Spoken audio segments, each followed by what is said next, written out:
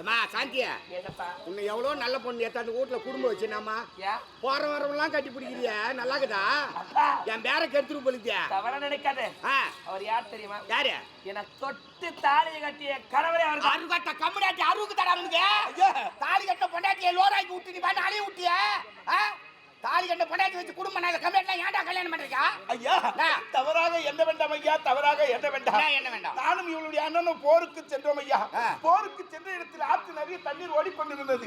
ஆனால் இவ்வேளையில் அக்கரையை கடக்க முடியாது என்று ஒரு பாடி குணர் ஒன்று அமைத்தோம்.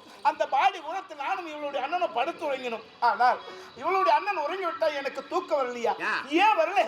என்னுடைய மனைவி சாந்தி ஞாபகம் வந்துவிட்டது. புறப்பட்டேன் அரண்மனைக்கு சென்று நானும் என் மனைவி சந்தோஷமா இருந்த விளைவுதான ஐயா இந்த கருவு. இந்த காலத்து அறியாத பசங்களா இனிமேல் தண்டா கிரிங்க அவசரம் பாருங்க. பெரியவங்களா பார்த்து கல்யாணம் பண்ணி வச்சாங்களே, சாந்தி முகூர்த்துக்கு அவங்க நாலு குடிச்சு கொடுக்க மாட்டாங்களா? அதுக்குள்ள இன்னும் அவசரம். இளமையின் வேகம் ஐயா. இளமையின் வேகத்துல நீ பண்ணிட்ட. அது லோரி ஆத்துக்கு சுத்தி காண்ட. ஒரு முக்கியமான விஷயம். என்னங்கய்யா? உன்னை காப்பாத்திட்டு வந்த அந்த குழந்தை யார் தெரியுமா? யாரு? உன் பொண்ணுடா, உன் பொண்ணு.